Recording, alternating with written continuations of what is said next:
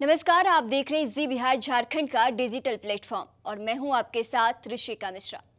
तारीखें कहने को तो ये कैलेंडर में लिखी कुछ गिनतियां भर है, लेकिन हर एक गिनती के नीचे इतिहास दर्ज है जो न जाने कितनी सदियों, दशकों और हर एक लम्हों की हकीकत खुद में समेटे हुए है।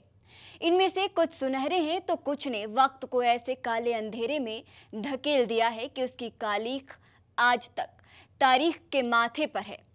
26 जून 1975 आजाद भारत की ऐसी ही काली तारीख है।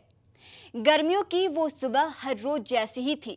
लोग उठे, अलसाए से थे, कामकाज के लिए निकलने लगे। सुबह की चाय का वक्त था और वक्त था ताजा तरीन खबरों का, दिन भर की हालचाल का। उस पल जैसे ही रेडियो ऑन हुआ, आवाज आई, भाइयों और बहनों, राष्ट्रपति जी ने आपातकाल की घोषणा की है। इससे आतंकित होने का कोई कारण नहीं है। रेडियो पर भले ही ये कहा गया हो कि आतंकित होने की कोई जरूरत नहीं है, लेकिन लोगों की पेशानी पर बल पड़ चुके थे। ये ना तो किसी युद्ध की खबर थी, ना कोई भूकंप या सुनामी की, ना ही महामारी और किसी ग्रह के टकराने की भी नहीं। लेकिन ये जो भी बात थी, उसने हर आम और खास को सख्ते में डाल दिया। ये आपातकाल है और आधी जनता इसी में परेशान थी कि असल में क्या है और अब क्या होने वाला है। ये जो भी होने वाला था, इसकी पूरी कहानी बीती आधी रात यानी 25 जून 1975 को रात 2:30 बजे लिख दी गई थी। 26 जून की सुबह प्रधानमंत्री इंदिरा गांधी ने राष्ट्र के नाम संदेश देते हुए कहा था, देश में आपातकाल की घोषणा की जा चुकी है। 25 जून की रात जयप्रकाश नारायण, अटल बिहारी वाजपेयी, जॉर्ज फर्नांडिस, लाल कृष्ण आडवाणी और मोरारजी देसाई, गायत्री देवी, विजया राजे सिंधिया और दुर्गा भागवत जैसी नेताओं के साथ अलग अलग दलों और पार्टियों के कई नेता गिरफ्तार किए गए। कुछ कांग्रेस कार्यकर्ता और बागी हो चुके नेताओं को भी अरेस्ट कर लिया गया। कई नेताओं को नजरबंद कर दिया गया। मीडिया हाउस पाबंदी के दायरे में आ गए। लोकतंत्र से चुनी हुई सरकार एक आधी रात को तानाशाह बन गई और संविधान में मिले आम आदमी के हर वो अधिकार खत्म कर दिए गए।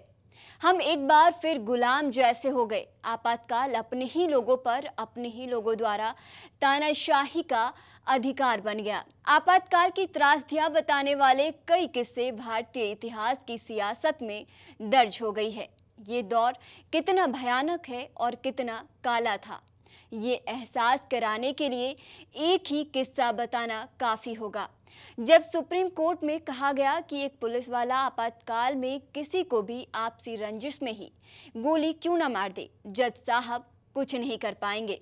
और सुप्रीम कोर्ट ने इस बात पर अपनी सहमति जताई कि हाँ, इस मामले में वो कुछ नहीं कर सकते हैं। कानून की किताब में ये किस्सा एडीएम जबलपुर बनाम शिवकांत शुक्ला 1976 केस के नाम से मशहूर है। घटना कुछ यूं हुआ कि जब आपातकाल लगा तो जीवन और स्वतंत्रता के अधिकार को भी निलंबित मान लिया गया था। देश में हर ओर बड़े पैमाने पर मानवाधिकारों का उल्लंघन हुआ था। इस दौरान हिरासत में लिए गए नेताओं ने हाई कोर्ट में अपील की। कई कोर्ट ने कहा कि नागरिकों को आर्टिकल 21 के उल्लंघन के खिलाफ अदालत में जाने का हक है, चाहे वो किसी भी स्थिति में हो।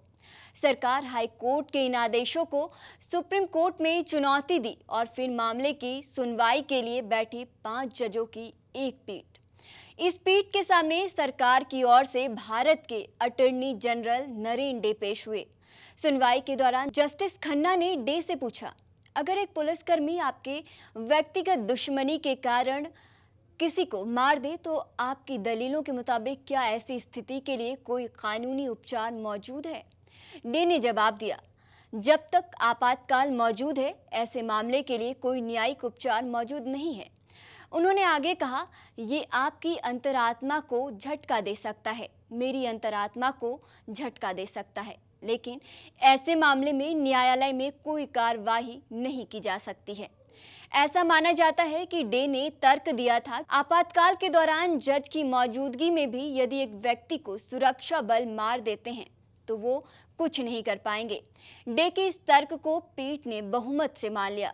5 में से 4 जजों ने माना था कि आपातकाल की स्थिति में नागरिकों को अपने मौलिक अधिकारों के उल्लंघन की स्थिति में अदालत में जाने का कोई अधिकार नहीं है।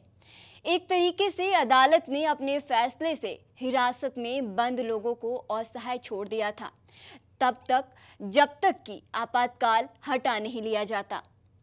कहते हैं ना कि हर अंधेरे के बाद एक रोशन सवेरा आता है। किसी की तानाशाही हमेशा नहीं चलती और यही हुआ आपातकाल लगाने वाली सरकार के साथ। आपातकाल का बुरा असर ये हुआ कि खुद इंदिरा गांधी भी देश दुनिया की जमीनी हकीकत से दूर हो गई। जनता के भीतर आपातकाल को लेकर गहरा आक्रोश था। ऐसे में 21 महीने बाद जब मार्च 1977 में चुनाव हुए तो लगभग पूरे उत्तर भारत से कांग्रेस का सफाया हो गया। इंदिरा गांधी को अपनी तानाशाही की कीमत सत्ता गंवाकर चुकानी पड़ी। आपातकाल खत्म हुआ। देश ने फिर से एक बार खुली हवा में सांस ली। जी बिहार झारखंड पर आप सुन रहे थे कहानी आपातकाल की ऋषिका के साथ। ये कहानी आपको कैसी लगी हमें कमेंट के जरिए जरूर बताएं।